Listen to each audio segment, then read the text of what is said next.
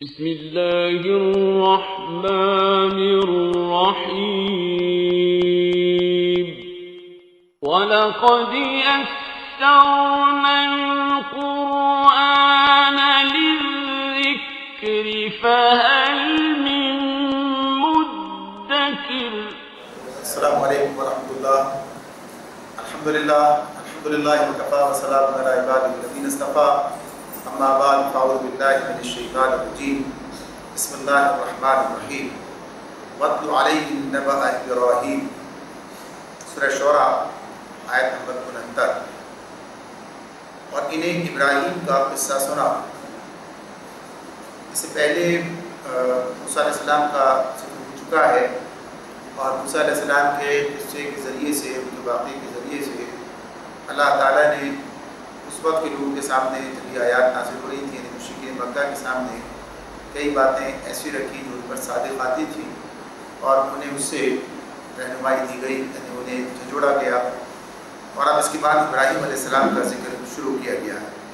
ابراہیم علیہ السلام کا معاملہ اس حوالے سے اور زیادہ خاص ہے کہ ابراہیم علیہ السلام کے ساتھ اپنے تعلق کا اظہار کرتے یا اپنے آپ کو ابراہیم علیہ السلام کا پیروکار کہتے تھے مشرکین مکہ. یہ ان کے ساتھ اپنے تعلق کو جوڑتے یا بتاتے کہ ان کا تعلق ابراہیم علیہ السلام سے ہے، اور یہ بھی زوم ان کا تھا کہ یہ ملت ابراہیمی پر ہیں، یعنی جو کچھ کر رہے ہیں یہ گویا کہ اپنے آپ کو ملت ابراہیمی پر سمجھتے تھے کہ یہ ان کا دین ہے، یہ ان کا مذہب ہے.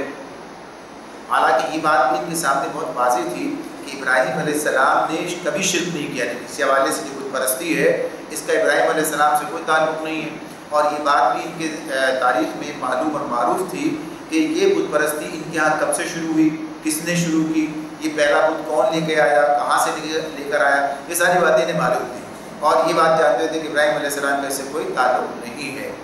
اسی کے ساتھ ساتھ یہ بات بھی ہے کہ مشرکین کے علاوہ یہود و نصارہ جو ہیں ان کا بھی یہی دعویٰ تھا کہ ابراہیم علیہ السلام ان کے بھی دینی پیشوا ہیں اور یہ بھی اپنے تعلق ان سے قائم کرتے تھے. لیکن یہ بھی بات اچھی طرح جانتے تھے کہ ابراہیم علیہ السلام سے یہودیت کا اور عیسائیت کا کوئی تعلق نہیں ہے.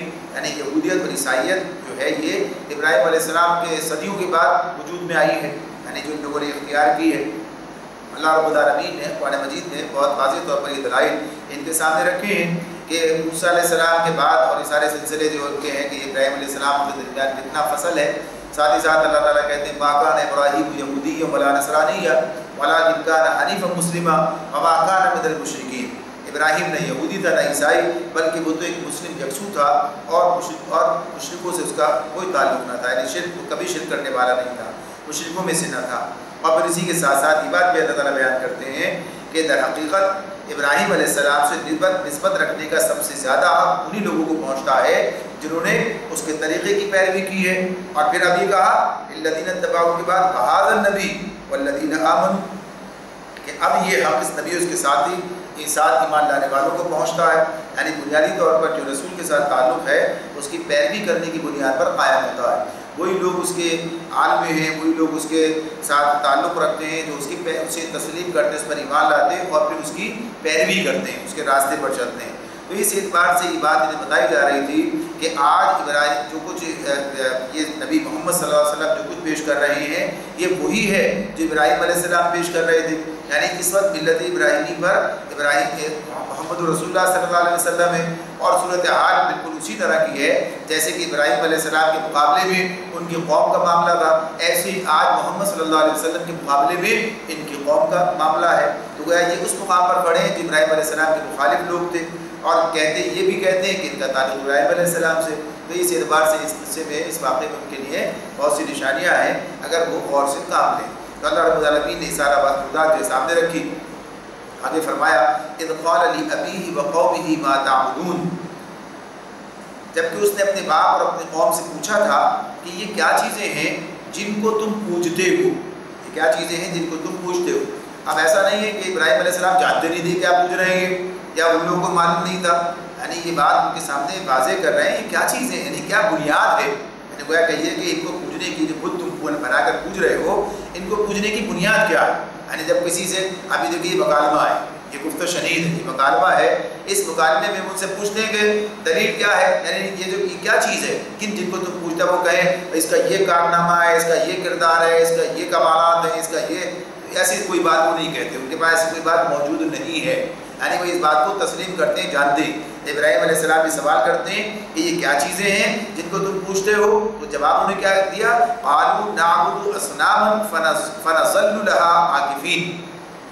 انہوں نے کہا کچھ بت ہیں، انہوں نے جواب دیا کچھ بت ہیں جن کی ہم پوجا کرتے اور انہی کی سیوا میں ہم لگے رہتے ہیں۔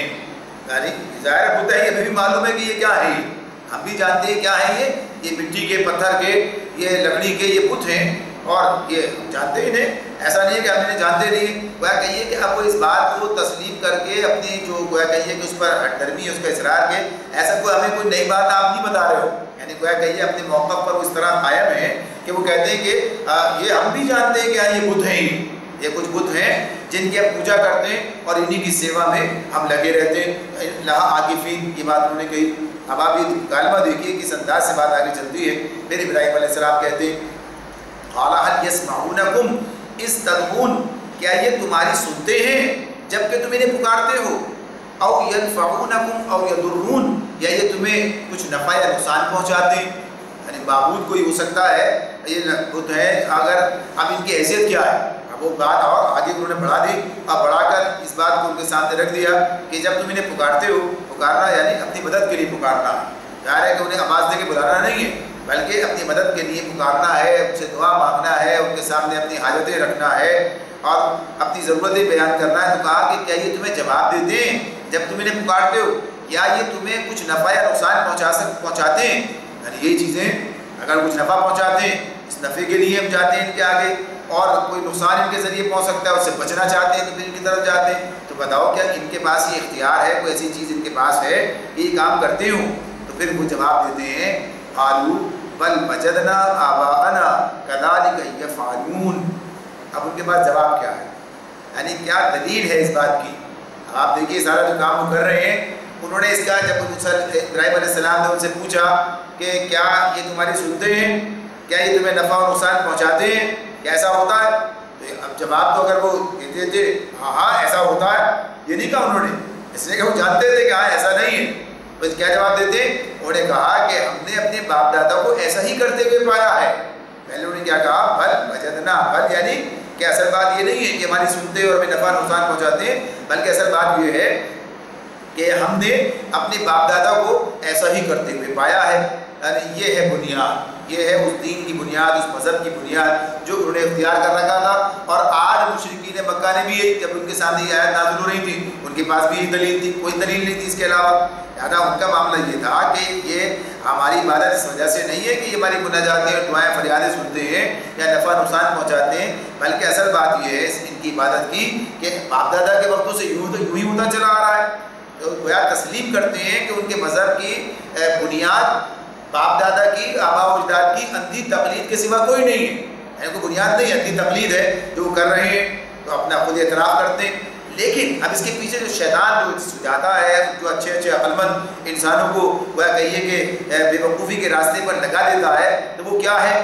وہ کہنا ان کا جو بات ہوتی ہے وہ کیا ہے؟ وہ یہ کہ ہمارے بزرگ اور اپنے بزرگوں کے بارے میں ہر ایک کا جو رویہ ہوتا ہے، جو خیال ہوتا ہے، بڑے عقل مند لوگ، بڑے اچھے اور بڑے باصلاحیت، بڑے عقل مند، تو ان کے بارے میں کہ ہمارے بزرگ جو صدیوں سے نسلاً بعد نسلاً ان کی پوجا کرتے آ رہے ہیں، تو کیا وہ سب لوگ بے وقوف تھے؟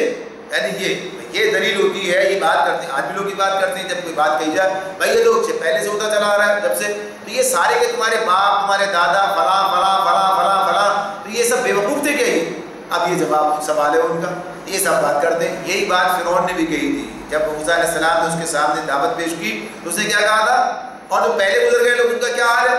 تو موسیٰ علیہ السلام نے جواب دے دیا تو ان کا حال ان کے رب کے پاس ہے، وہ جانتا ہے، نہ بھولتا ہے نہ چوکتا ہے، وہ خود ہی فیصلہ کرے گا کیا۔ لیکن یہاں پر یہ بات کیا کہتے ہیں؟ تو یہ اسی اعتبار سے بات رکھتے ہیں۔ تو یہ پرانی ایک گویا کہیے کہ یہ دلیل ہے یا پرانی یہ ایک حجت ہے جو لوگ پیش کر رہے ہوتے ہیں، یعنی دلیل عقل کی بنیاد پر تو نہیں ہے، بنا کر پیش کی جا رہی ہے کہ صاحب کیا وہ لوگ سب بے وقوف تھے؟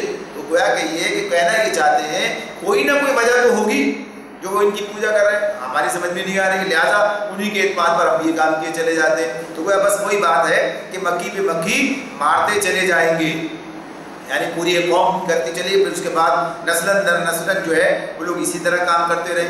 تو پھر ابراہیم علیہ السلام اس کے جواب میں کہتے ہیں ابراہیم علیہ السلام کہتے ہیں اس کے جواب میں قال افرأیتم ما کنتم تعبدون، کبھی تم نے، ابراہیم علیہ السلام نے کہا کبھی تم نے آنکھیں کھول کر ان چیزوں کو دیکھا بھی جن کی بندگی تم اور تمہارے پچھلے باپ دادا کیا کرتے ہیں، انتم وآباؤکم الاقدمون، جن کی بندگی تم اور تمہارے پچھلے باپ دادا بجا لاتے رہے۔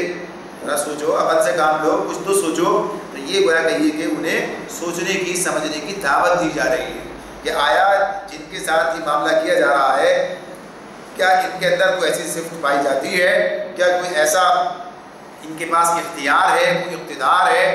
تم خود جانتے ہو کہ ایسا نہیں ہے۔ تو صرف اس بنیاد پر کہ ہمیشہ سے ہوتا تھا، پہلے سے ہمیشہ تو نہیں ہے، ان کے نزدیک ہمیشہ ہوتا ہے۔ ان کے نزدیک حالانکہ اس دنیا کا آغاز بالکل خالص دین کی یعنی اسلام کی ٹھیک بنیاد پر ہوا ہے، یعنی پورے علم کے ساتھ اللہ نے پہلے انسان کو، آدم علیہ السلام کو پوری ہدایت کے ساتھ دنیا میں بھیجا تھا اور انہیں نبی بھی بنایا تھا، یہ بات اپنی جگہ ہے، اور اسی پر انہوں نے اپنی اولاد کو تعلیم دی تھی۔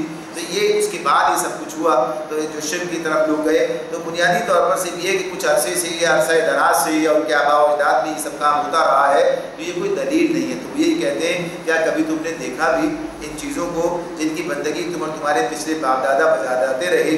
اور پھر اس کے بعد وہ کہتے ہیں، پھر اب یہ واضح طور پر بیان کرتے ہیں فَإِنَّهُمْ عَدُوٌّ لِّي إِلَّا رَبَّ الْعَالَمِينَ، فَإِنَّهُمْ عَدُوٌّ لِّي إِلَّا رَبَّ الْعَالَمِينَ، میرے تو یہ سب دشمن ہیں بجز ایک رب العالمین کے۔ اب رب العالمین کے بجز کا اس کا مطلب ہے کہ رب العالمین کا تصور موجود ہے، یعنی شرک ہے، رب العالمین سے ناواقف لوگ نہیں ہیں کہ رب العالمین کو نہیں جانتے۔ تو اس کا مطلب کیا ہے کہ انہوں نے بات کہی کہ رب العالمین جو ہے اسی کی بندگی میں مجھے اپنی بھلائی نظر آتی ہے، اور وہی اصل ربی ہے، وہی اصل میرا کہیے کہ رب ہے جس کی مجھے عبادت کرنی چاہیے۔ تو اس اعتبار سے یہ بات ان کے سامنے واضح کر دیتے ہیں کہ یہ میرے سب یہ جو ہے جن کی تم عبادت کر رہے ہو، بندگی کر رہے ہو، یہ سارے کے سارے میرے دشمن ہیں، اس لیے کہ ان کی عبادت کوئی بے نفع اور بے ضرر ہی نہیں بلکہ نقصان دہ ہے۔ اس کا جو نتیجہ نکلے گا میرے خلاف نکل آئے گا۔ گویا کہیے کہ دشمنی کی بات ہو گئی ہے، تو یعنی گویا کہیے کہ میرے نزدیک ہے اپنے دشمن کو پوجنا ہو گیا، تو میرے دشمن ہے، میرا ان کے ساتھ تعلق جو ہے وہ دشمنی کا تعلق ہے، دوستی کا تعلق نہیں ہے۔ تو یہ بات اپنی جگہ بالکل واضح ہے کہ جو دین اللہ کے مقابلے میں جو بھی ہے، تو اس لیے کیا کہا ہے یکفر بالتاغوت، تاغوت کے ساتھ کفر کرنا، تاغوت کا انکار کرنا، یہ بات جو ہے ایک طے شدہ بات ہے۔ تو یکفر بالتاغوت صرف یہ نہیں ہے کہ اچھا بھائی ٹھیک ہے تاغوت کو ہم سے کوئی واسطہ نہیں ہے، بلکہ اس کو یعنی دلیل سے غلط ثابت کرنا ہے، ساری بات جو ہے اپنی جگہ پر ہے کہ تو کہتے ہیں کہ یہ میرے دشمن ہیں بجز ایک رب العالمین کے۔ تو یہ بات انہوں نے کہی ہے کہ یہ کام ہے جو مجھے کرنا چاہیے، یہ بات جو آگے وہ بیان کرتے ہیں، اور پھر رب العالمین کی جو تشریح آگے خود بیان کرتے ہیں، اور یہ دلیل کے طور پر بھی بیان کرتے ہیں۔ بات آتی ہے کہ کس بنیاد پر رب العالمین کی بندگی ہی درست ہے، کس بنیاد پر بنیاد بیان کر دیتے ہیں۔ تو کیا کہتے ہیں الذی خلقنی فہو یہدین، اور رب العالمین کون ہے؟ الا رب العالمین فإنہ عدو لی الا رب العالمین، یہ سب میرے دشمن ہیں سوائے رب العالمین کے۔ رب العالمین کون ہے؟ الذی خلقنی فہو یہدین، جس نے مجھے پیدا کیا اور پھر وہی میری رہنمائی فرماتا ہے، وہی میری رہنمائی فرماتا ہے۔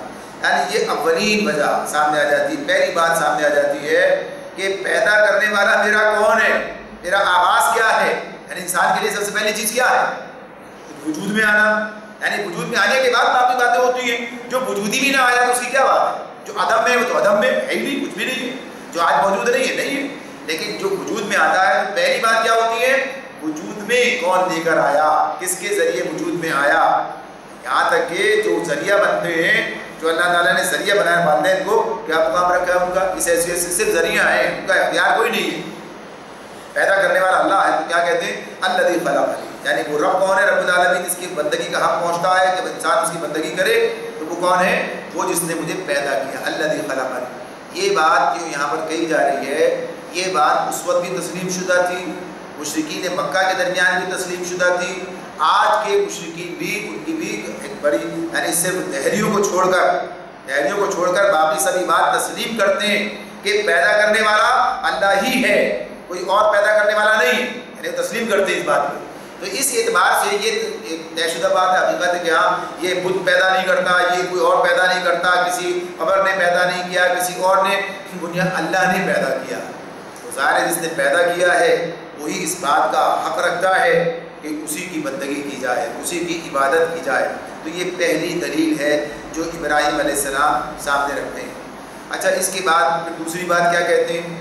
کہتے ہیں اسی آیت کے اندر خلقنی کے بعد فَهُوَ يَهْدِينِ، پھر وہی میری رہنمائی فرماتا ہے، یعنی پھر وہی میری رہنمائی، وہی مجھے ہدایت دیتا ہے، رہنمائی فرماتا ہے۔ اچھا بھی جو رہنمائی کی بات ہے، یہ رہنمائی فرماتا ہے، اس کا معاملہ یہ ہے کہ جس طرح سے یہ خلقنی کی بات کو تسلیم کرتے ہیں سارے لوگ، یہدین کی بات کو تسلیم نہیں کرتے اس طرح سے۔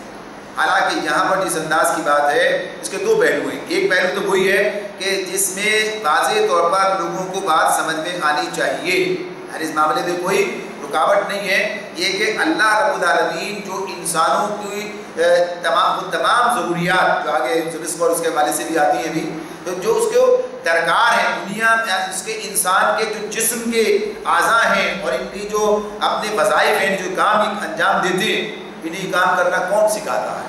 یہ کام کرنا تو اللہ تعالیٰ کہتے ہیں یہ پرندوں کو ہواؤں میں اڑنا کس نے سکھایا ہے، یعنی کس نے سکھایا ہے یہ، اور کون انہیں تھامے ہوئے ہیں، ان پرندوں کو کون تھامے ہوئے؟ یہ بات ہے سامنے۔ یہ بچہ جو نوزائیدہ ہے، اس نوزائیدہ بچے کو یہ اپنی غذا کو جو اللہ نے اس کے لیے خود ہی جو آگے آ رہا ہے کہ کھلانے والا بھی ہے، یہ فراہم کرتا ہے، تو یہ اس کو کھانے کا طریقہ کس نے سکھایا ہے؟ یعنی یہ ہدایت کس نے دی ہے اس کو؟ یہ کس نے اس کو سکھا دیا ہے کہ یہ جو ہے اپنی غذا کیسے حاصل کرے اپنی ماں سے؟ یعنی یہ بات ہے کہ اسے جو دودھ پینا جو سکھایا ہے، کوئی انسان کوئی ایسا طریقہ نہیں ہو سکتا کہ جس طرح اس نوزائیدہ بچے کو جس کے پاس ابھی سمجھ بوجھ نہیں ہے اسے سکھایا جا سکے، لیکن اللہ رب العالمین نے فطری طور پر اسے سکھا دیا۔ تو ایک تو ہدایت اس انداز کی ہے کہ یہ ہدایت ہے، اور ایسی ساری ہے کہ آنکھ کو دیکھنا اور کان کو سننا اور دل کو دھڑکنا اور یہ سارے بے شمار معاملات ہیں، یہ کس نے کیا ہے؟ کون ہے یہ سارے کام کر رہا؟ ایک تو ہدایت یہ ہے، اور دوسری ہدایت کیا ہے؟ وہ جس پر انسان کی ساری زندگی کا مدار ہے، جس پر وہ صحیح راستہ اختیار کرتا ہے، غلط راستے سے جانے سے بچتا ہے، تو یہ ہدایت کیا ہے؟ یہ بھی اللہ تعالیٰ کی طرف سے۔ لیکن اس ہدایت کے معاملے میں اللہ نے انسان کو اختیار دے رکھا ہے کہ وہ چاہے تو اسے مان لے اور چاہے تو انکار کر دے، اس کو اختیار دے، یہ انسان کی آزمائش ہے۔ لہذا یہاں پر یہ بات سامنے آ جاتی ہے کہ بہت سے لوگ ایسے بھی ہیں کہ جو اس ہدایت کو اللہ کی جانب سے تسلیم نہیں کرتے، جیسے کہ قرآن اللہ کی طرف سے ہدایت کی صورت میں موجود ہے۔ تو یہاں پر یہ بات کہتے ہیں کہ مجھے زندگی گزارنے کا جو طریقہ سلیقہ اور اس کے بارے میں صحیح تصور جو کچھ دیا ہے، کس نے دیا ہے؟ اللہ رب العالمین نے دیا۔ دنیا بھٹکتی ہے اور اس کے پاس بے شمار سوالات ہیں جن کے جوابات اسے نہیں ملتے، اور وہ ٹامک ٹوئیاں مارتے ہیں، وہ کہیے کہ مختلف قسم کے اندازے لگاتے ہیں، ان اندازوں پر پوری زندگیاں گزار دیتے ہیں، اور پتہ چلتا آگے جا کے غلط تھا سب کچھ۔ تو ہمارے پاس تو وہ علم ہے جو خالق کائنات نے ہمیں عطا کیا ہے، جو ہمیں بتا دیا ہے، یہ ہدایت کا معاملہ ہے۔ تو کہا کہ وہی ہدایت جو ہدایت دیتا ہے، جس کے پاس جو کہ ہدایت دینے کا مجاز بھی ہے اور ہدایت دینے کی صلاحیت بھی رکھتا ہے، یعنی جو علم درکار ہے اس ہدایت کو، انسان کو ہدایت دینے کے لیے، بھائی کوئی ہدایت دینے کے اٹھ کے کھڑا ہو جائے کہ میں کرتا ہوں یہ کام، کس بنیاد پہ کرے گا؟ اس کے پاس کیا صلاحیت ہے؟ اس کے پاس کون سا علم ہے؟ اس کے پاس کون سی صلاحیت ہے جس کی بنیاد پر وہ دعویٰ کر سکتا ہے؟ تو انسان کے بارے میں، کائنات کے بارے میں، آگے پیچھے سارے معاملات کے بارے میں، یہ تو یعلم ما بین ایدیہم وما خلفہم، تمہارے آگے جو کچھ ہے اسے بھی وہ جانتا ہے، تمہارے پیچھے جو کچھ ہے اسے بھی وہ جانتا ہے۔ یہ سارے علم تو اللہ کے پاس ہے، سارا علم تو اللہ کے پاس ہے، کسی اور کے پاس تو علم ہے ہی نہیں کہ وہ ہدایت کا کام کرے گا۔ تو یہ بات ہے، یہ دلیل ہے۔ لیکن اب اس معاملے میں ابراہیم علیہ السلام تو کہہ دیتے ہیں کہ یہ میرا اللہ، میرا رب تو وہی ہے کہ جو یہ کام بھی میرا انجام دیتا ہے۔ اب جو ضرورت نہیں سمجھتا اس کا معاملہ الگ ہے۔ اس کے بعد پھر آ جاتے ہیں اسی بات پر، والذی جو سب کے درمیان مشترک ہے، والذی هو یطعمنی ویسقین، جو مجھے کھلاتا اور پلاتا ہے، جو مجھے کھلاتا اور پلاتا ہے۔ اب یہ معاملہ بھی اپنی جگہ پر ایک طے شدہ امر ہے، ایک طے شدہ امر ہے اس معاملے میں کہ رازق کون ہے۔ اب دیکھیے رازق کے حوالے سے بات اسی اعتبار سے ہے کہ اس کائنات میں یہ کھیتیوں کا اگانا یہ کس کے بس کی بات ہے؟ جو استعمال کرتے ہیں، اصل تو بات یہ نا کھانا کھاتے ہیں، رزق جو ہے یہ آتا کہاں سے؟ یہ کھیتیاں کون اگاتا ہے؟ یہ بات کوئی نہیں کہے گا کہ یہ کھیتیاں جو ہے فلاں اگاتا ہے، فلاں اگاتا ہے۔ تسلیم کرتے ہیں کہ اللہ ہی اگاتا ہے، یہ کھیتیاں اللہ ہی اگاتا ہے، یہ بارشیں اللہ ہی برساتا ہے، یہ ہوائیں اللہ ہی چلا رہا ہے۔ یہ ساری باتیں تو اسی طرف سے، تو گویا کہیے کہ رزق کے تمام جو ذرائع ہیں جن سے یہ ہمیں فراہم ہوتا ہے، یہ سب اللہ کے قبضہ قدرت میں ہے، اور اس سے وہ یہ پیدا کرتا ہے، سب چیزیں وجود میں آتی ہیں، انسانوں کے سامنے آتی ہیں۔ پھر یہ تقسیم کا معاملہ، تقسیم میں بھی انسانوں پر کلی معاملہ نہیں ہے، انسان نے اس کے اندر بہت ساری کہیے کہ اپنی منمانی کی ہے اور بگاڑا ہے نظام کو، جتنی اللہ نے اسے حد دے رکھی تھی آزمائش کی بنیاد پر، لیکن کسی کا کھانا بالکل بند کر دینا، یہ سب اس کے بس کی بات نہیں ہے، اس کے بس کی بات نہیں ہے، ورنہ شاید ایسا بھی ہو جاتا کہ کچھ قوموں کو بھوکا ہی مار دیتی، یعنی یہ کام نہیں ہو سکتا تھا کہ کر دیتے، لیکن یہ اللہ رب العالمین کا اپنا اختیار ہے، ایک دائرے تک انسانوں کو آزادی دیتا ہے، اس میں ان کی آزمائش ہے، لیکن اصلاً اللہ رب العالمین کے پاس پورا اختیار ہے، اور پھر ان لوگوں کو رزق دیتا ہے۔ تو یہ کھلانا پلانا جو ہے، اس کے بارے میں ابھی پانی کا پلانے کی جو بات ہے، پانی کا اتنا بڑا ذخیرہ اور کیسے، یہ ساری دنیا مانتی اور جانتی ہے کہ یہ اللہ ہی کا کام ہے، سوائے جیسے عرض کیا تھا کہ دہریوں کے ملحدوں کے علاوہ تمام لوگ جو اس بات کو تسلیم کرتے ہیں کہ یہ سب اللہ ہی کا کام ہے۔ مشرکین بھی اس بات کو مانتے ہیں کہ یہ سب رزق کے سارے ذرائع جو ہیں، یعنی کھیتیوں کا اگانا، بارشوں کا برسانا، یہ سمندروں اور دریاؤں کا اور یہ گلیشیئرز اور سارا ان کا پورا زمین، پورا جو نظام سارا پانی کی فراہمی کا ہے، یہ سارا کا سارا اللہ کے دست قدرت میں ہے، اللہ ہی کا یہ کام ہے کہ وہ یہ کام انجام دے رہا ہے۔ تو اس اعتبار سے کہا کہ یہ دوسری دلیل ہے۔ تیسری دلیل آ گئی ہے، یعنی پیدا کیا، پہلی بات تو اس کی عبادت کرنے کی کیا وجہ، کسی اور نے کام ہی نہیں کیا، اللہ نے پیدا کیا، لہٰذا اللہ ہی اس بات کا حقدار ہے کہ اس کی عبادت کی جائے، اور بندہ جو مخلوق ہے اس کی ذمہ داری ہے کہ اپنے پیدا کرنے والے کی جو ہے اس کی عبادت کرے۔ پھر وہ مجھے ہدایت بھی دیتا ہے، یعنی میری یہ پیدا کرے کہ غائب نہیں ہو گیا ادھر ادھر اور ہمیں چھوڑ دیا ایسے، بلکہ مکمل ہدایت کیسے تمہیں زندگی بسر کرنی ہے، پوری مکمل ہدایت ہے وہ ہمیں، اور تمام جس کی یہ تکوینی طور پر جو چیزیں وہ ہدایت الگ سے اللہ نے جو ہمیں عطا کر دی، اس کی بات جیسے ہوئی کہ آنکھ کو دیکھنا اور کان کو سننا اور دل کو دھڑکنا، یہ سب کام کر کے وہ حقدار ہے۔ پھر وہی کھلانا پلانا، یعنی رزق کے ذرائع اس کے قدر، تو یہ چوتھی دلیل آ گئی، تیسری اور چوتھی کھلانا پلانا، کہ جس کی بنیاد پر اللہ ہی ہے جس کی عبادت کی جانی ہے۔ اور پھر اس کے بعد کہتے ہیں پھر مزید وَإِذَا مَرِضْتُ فَهُوَ يَشْفِينِ، وَإِذَا مَرِضْتُ فَهُوَ يَشْفِينِ، کہ جب میں بیمار ہو جاتا ہوں تو وہی مجھے شفا دیتا ہے، جب میں بیمار ہو جاتا ہوں تو وہی مجھے شفا دیتا ہے۔ اب دیکھیے اس معاملے میں بھی حالانکہ اس وقت یہ بات کہی ہے وَإِذَا مَرِضْتُ فَهُوَ، جب میں بیمار ہو جاتا ہوں، یہ بھی بیماری بھی کس کی طرف سے ہوتی ہے، بیماری ہوتی تو اصلاً اللہ کی منشا کے بغیر نہیں ہو سکتی، اللہ کی منشا کے بغیر نہیں ہو سکتی، اور جو چیزیں بھی اللہ نے پیدا کی ہیں، شر خیر ساری چیزیں جو پیدا کی ہیں، یہ سب اللہ کا اختیاری ہے، اس نے پیدا کر رکھی ہیں۔ انسان 10 مرتبہ غلطی کرتا ہے، اللہ 9 مرتبہ بچا لیتا ہے، یہ بھی تو اس کی مہربانی ہے، ورنہ اگر یہ اصول بن جائے کہ بس یہ اس وجہ سے اس ماحول سے بیمار ہونا ہے انسان کو، تو گھر کے سارے لوگ بیمار ہو جائیں، لیکن پتہ چلتا ہے 4 بیمار ہیں تو صحیح ہے، ایسا بھی ہوتا ہے، ایک بیمار ہے باقی صحیح، یہ بھی سب ہوتا ہے، سب کے سامنے ہوتا ہے، ساری چیزیں ہوتی ہیں، تو کون بیمار کرتا ہے، تو یہ بھی اللہ کے دست قدرت کی۔ لیکن یہاں بات کیا ہے، انسان کی ضرورت کیا ہے، شفا درکار ہے، اسے شفا درکار ہے، اسے جو ہے صحت درکار ہے، تو یہاں پر یہ بات آ رہی ہے کہ کون کرتا ہے، یہ اللہ ہی دیتا ہے۔ اب اس معاملے میں جب ہم دیکھیں تو یہ بات ہمارے سامنے آتی ہے کہ اللہ رب العالمین نے انسانی وجود کی حفاظت کے لیے اور اس کو آفات سے اور بیماریوں سے بچانے کے لیے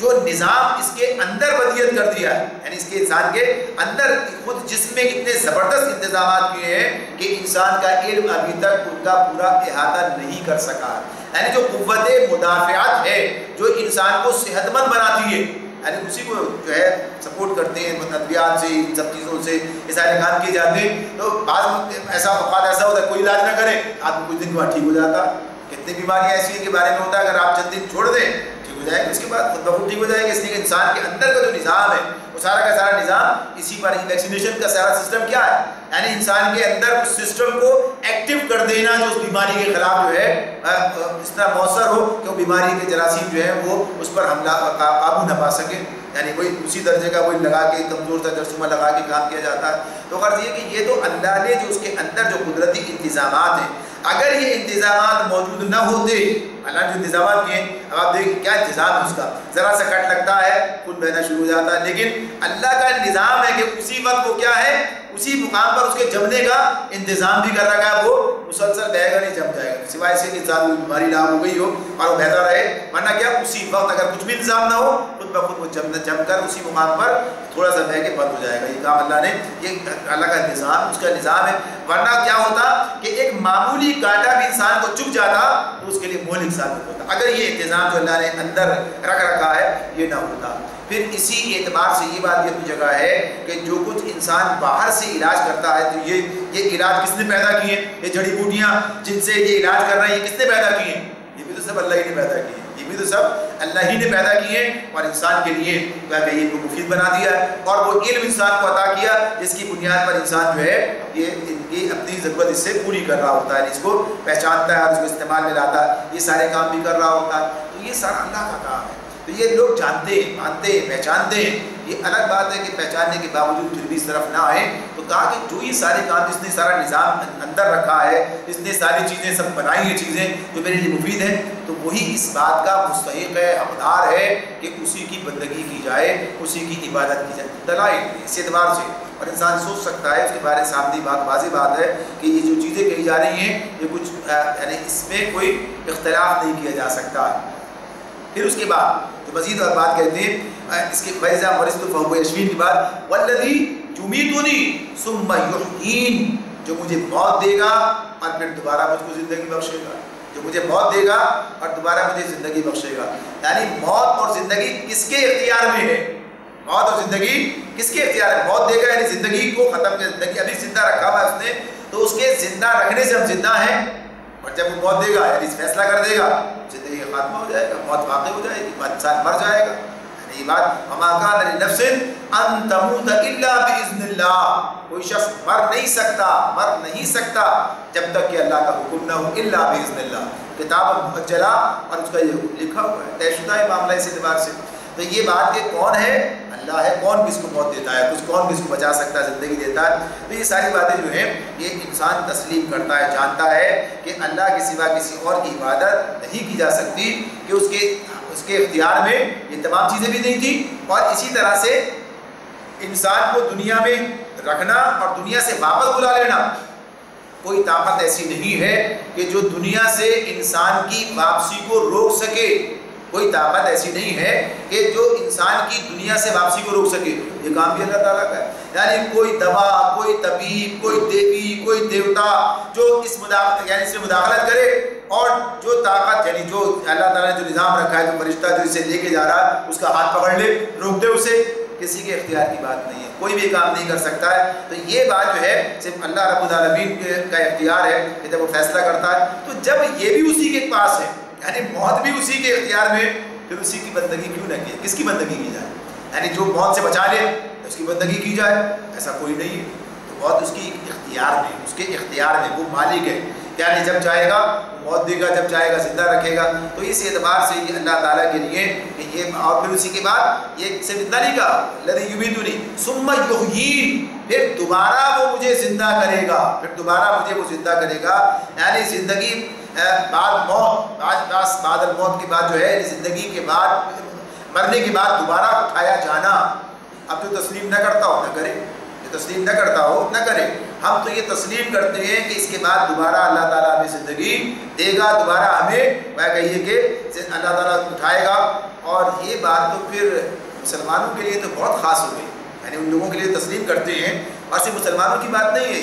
یہ بات تو یہود و نصارہ بھی مانتے ہیں کہ آخرت ہے اور جنت جہنم کا تصور ان کے پاس موجود ہے. تو یہ کام کون کرے گا؟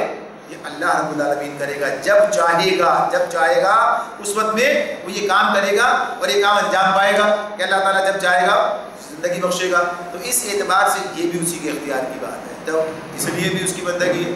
یہ سارے دلائل ہیں، یہ سارے جو ابراہیم علیہ السلام نے قوم کے سامنے رکھتے ہیں، اور کسی کی مجال نہیں ہے کہ کوئی کہے یہ بات ایسے غلط ہے اور یہ بات ایسے غلط ہے. کوئی نہیں کہہ سکتا. کسی کے پاس کوئی جواز نہیں، کوئی دلیل نہیں، کوئی اس کے پاس ثبوت نہیں، کوئی بات نہیں، اور نہ کوئی دعویٰ بھی نہیں. یہ اپنی جگہ پر بات ہے. اور اس کے بعد پھر آخری بات جو کہتے ہیں کیا؟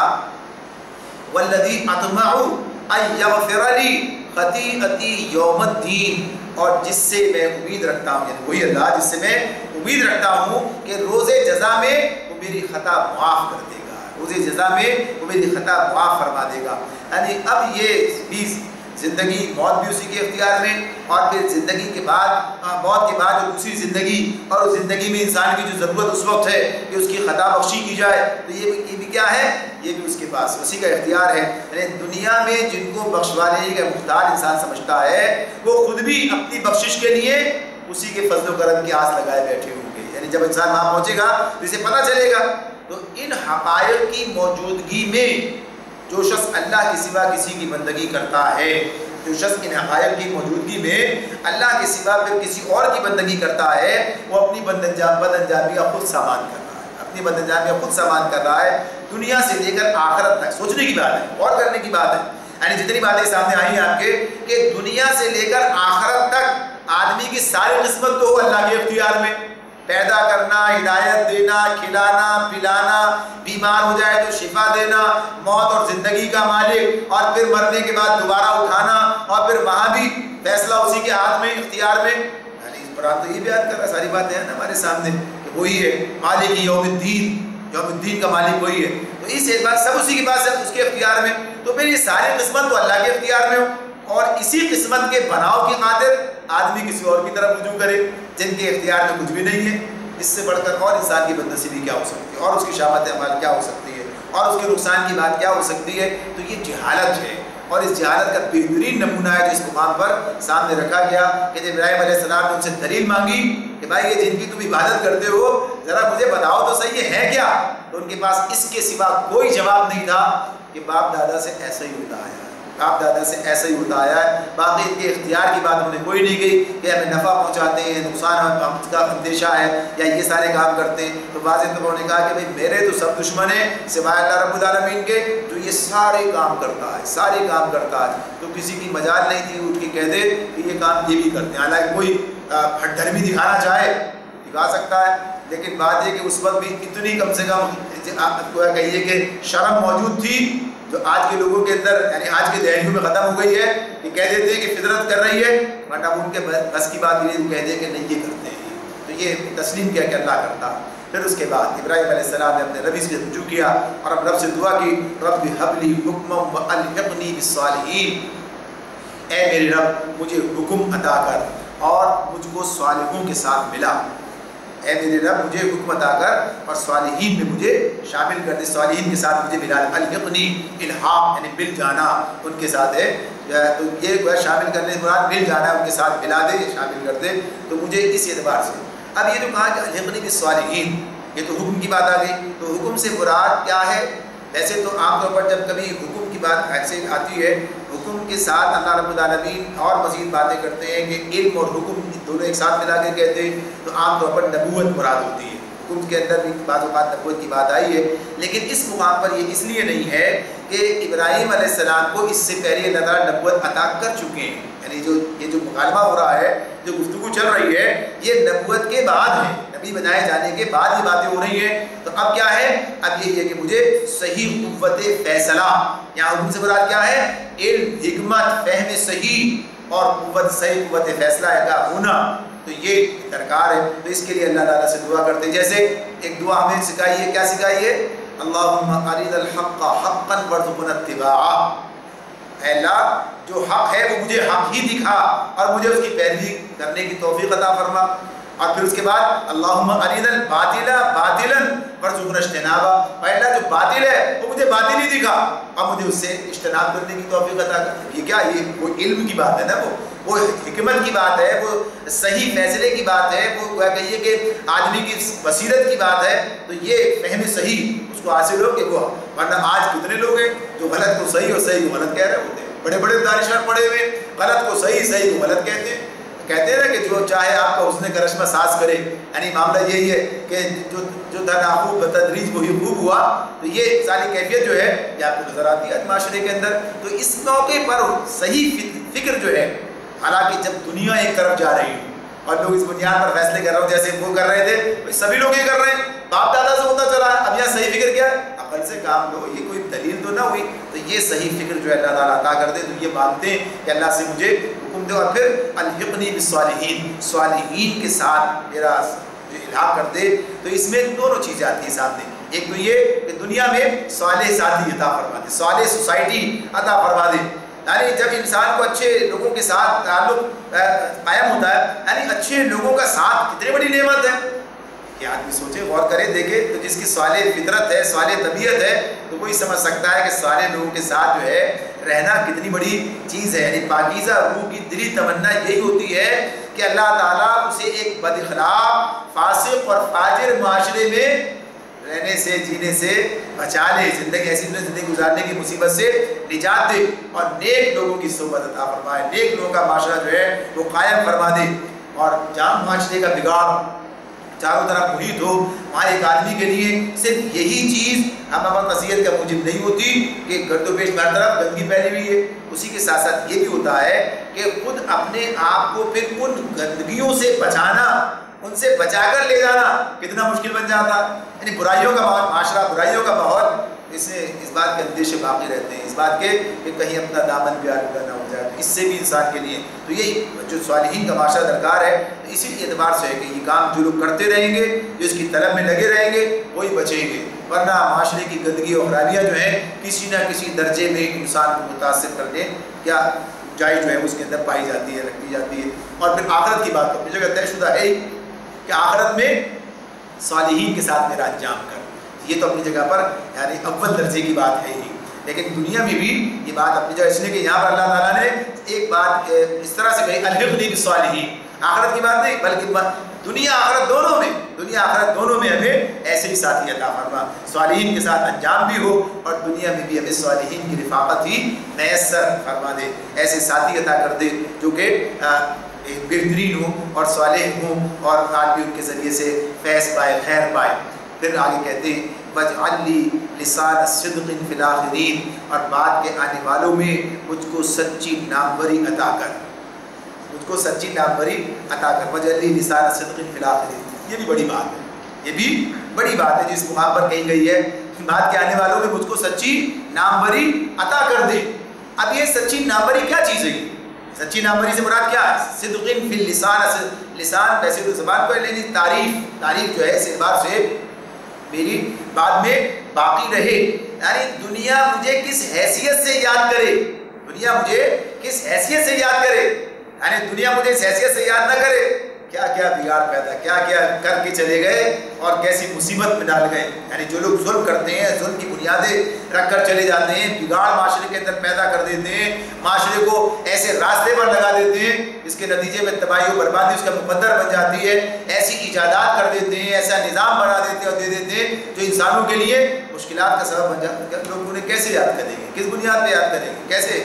ظاہر سی بات ہے، تو بات یہی ہے۔ اور جن لوگوں نے نیکی کی بنیاد رکھی، جنہوں نے نیکی کو پروان چڑھایا، جن نے اس اعتبار سے وہ سارا کام انجام دیا جس کو خلق خدا کے لیے وہ کہیے کہ ایک خیر کا ذریعہ بنا رہا، انسانیت کے محسنوں میں انہیں شمار کیا گیا، یہ بات ہے نا، اس اعتبار سے ان کی تعریف ہے۔ تو وہ یہ کہتے ہیں کہ مجھے ایسا کام کرنے کی توفیق دے، اس نتیجے میں یہ بات باقی رہے، یعنی میں اس حیثیت سے پہچانا جاؤں، اسے اس حیثیت سے جانا جاؤں۔ تو یہ کوئی ناموری کی، جیسے کہتے ہیں ناموری اپنی کوئی تعریف چاہتا ہے، یہ اس کی بات نہیں ہے، یہ اس ناموری کی بات نہیں ہو رہی ہے کہ جو دنیا کے اندر بہت سے دنیا پرست جو چاہتے ہیں کہ بھائی ان کے نام کا ڈنکا پھٹے، تو نام کا ڈنکا اس اعتبار سے نہیں ہے کہ دنیا میں ان کا نام بس وہ بڑا نام کا سمجھا جائے، بلکہ اس اعتبار سے کہ مجھے لوگ خیر کے ساتھ ہیں، بعد کی نسلیں مجھے خیر کے ساتھ یاد کریں اور مجھے انسانیت کے محسنوں میں شمار کیا جائے۔ تو یہ صرف شہرت اور ناموری کی دعا نہیں ہے، بلکہ سچی شہرت اور حقیقی ناموری جو لازماً ٹھوس کارناموں اور بیش قیمت خدمات کی بنیاد پر وجود میں آتے ہیں، ایسا کام جو انہوں نے انجام دیا۔ اور یہ بات ہمارے سامنے خدا اللہ رب العالمین کی تعریف بیان فرمائی کہ جو ان کی کارکردگی جو نتیجہ ہے اس کا جو ہمارے سامنے آتا ہے، تو انسانیت کی خدمت کے لیے انسانی نسلوں کو ایسی مثال میں چھوڑ کر جاؤں کہ ان کے لیے جو ہے میں بہترین مثال بن جاؤں، نہ کہ پوری مثال بنوں۔ اس بات کو ہم زیادہ آسانی سے اور اچھی طرح اس میں سمجھ سکتے ہیں اس اعتبار سے کہ وہ جو دعا بھی ہم نے سورہ فرقان میں پڑھی تھی، اس میں کیا بات تھی؟ ربنا هب لنا من ازواجنا وذرياتنا قرة اعين واجعلنا للمتقین اماما، وجعلنا للمتقین اماما۔ اپنی اولاد اور بیویوں سے آنکھوں کی ٹھنڈک کے بعد کیا کہا تھا؟ مجھے متقین کا امام بنا دے۔ تو وہاں بات آپ کے سامنے آئی تھی، یہ امامت حکمرانی کی نہیں ہے کہ مجھے ان کا حکمران بنا دے اور سب متقین میرے زیر دست ہو جائے، میرے قابو میں آ جائیں، بلکہ بات کیا ہے، تقویٰ میں اتنا آگے بڑھوں کہ میں امام بن جاؤں گا، میں رہنما بن جاؤں گا، میں مثال بن جاؤں ان کے لیے، میں ان کے لیے ایک مینار نور بن جاؤں، وہ مجھے اس سے مثال دے کے میری پیروی کرے اس حیثیت سے۔ اور یہ بات اپنی جگہ اس طرح بھی ہے کہ اگر لوگ کوئی شخص اس طرح کسی کے لیے مثال بن جائے تو جتنے لوگ اس اچھی مثال کو اختیار کریں گے تو وہ سب کا اس میں سے جو اس کے لیے جو اللہ نے رکھا ہے خیر کا حصہ وہ اسے ملتا چلا جائے گا۔ تو یہ بات ہے کہ آج ابراہیم علیہ السلام کی بات کیا ہے، یعنی جتنے سارے کا ساتھ جتنی بات ہوتی ہے، جتنا جو کچھ انہیں مثالیں قائم کی ہیں، وہ اسی اعتبار سے کہ لوگ اس کی تعریف آج ہی بیان کرتے ہیں اور آج بھی وہ کہیں اس سے رہنمائی حاصل کرنے کی بات کرتے ہیں۔ پھر ایک آیت اور لے لیجیے، بات مکمل کرتے ہیں۔ وَاجْعَلْنِي مِنْ وَرَثَةِ جَنَّةِ النَّعِيمِ، اور مجھے جنت نعیم کے وارثوں میں شامل فرما۔ وَاجْعَلْنِي مِنْ وَرَثَةِ جَنَّةِ النَّعِيمِ، یعنی مجاہدوں پر کیا ہے، یہ جنت نعیم کی حاجت، ضرورت۔ اب آپ دیکھیے ابراہیم علیہ السلام جیسا شخص بھی کسی کی طلب کر رہا ہے، کسی کی تمنا کر رہا ہے، کسی کی دعا کر رہا ہے، تو اس سے بے نیاز نہیں ہوا جا سکتا۔ اس سے بے نیاز کہ انسان جنت کی تمنا کرے، طلب کرے اور جہنم سے بچنے کی پوری کوشش کرے اور اللہ کی پناہ حاصل کرے کہ اللہ تعالیٰ جہنم سے اسے بچائے۔ تو یہاں پر وہی سارے کام کر کے پہلے بتاتے ہیں کہ مجھے حکم عطا فرما، یعنی وہی علم اور صلاحیت اور تمام چیزیں عطا فرما، اور مجھے صالحین کے ساتھ ملا، یعنی میں کن کا ساتھ چاہتا ہوں، میں کیسے لوگوں کی اس ماہیت چاہتا ہوں کہ ظاہر سی بات ہے آدمی جو کام کرنا چاہتا ہے ایسی ماہیت حاصل کرنا چاہتا ہے۔ اگر مجھے اچھے کام کرنے ہیں تو اچھے لوگ درکار ہوں گے، اور کوئی اور کام دھندا کرنا ہے تو وہ جیسے لوگ درکار ہوں گے۔ اس لیے الحقنی بالصالحین، چاہے وہ کم کہیے کہ کم مایا دنیاوی اعتبار سے مال و دولت کے اعتبار سے، اثر و رسوخ کے اعتبار سے، اختیار کے اعتبار، لیکن صالح ہونے چاہیے، صالح درکار ہیں۔ پھر آخرت میں انجام بھی، اور پھر اس کے بعد یہ بھی کہ پھر نتیجہ کیا نکلے گا، وَاجْعَلْنِي مِنْ وَرَثَةِ جَنَّةِ النَّعِيمِ، اور مجھے جنت نعیم کے وارثوں میں شامل فرما۔ اللہ تعالیٰ ہمارے لیے بھی اسی دعا کو قبول فرما لے اور ہمیں بھی جنت نعیم کے وارث بنا دے۔ آخر دعوانا ان الحمد للہ۔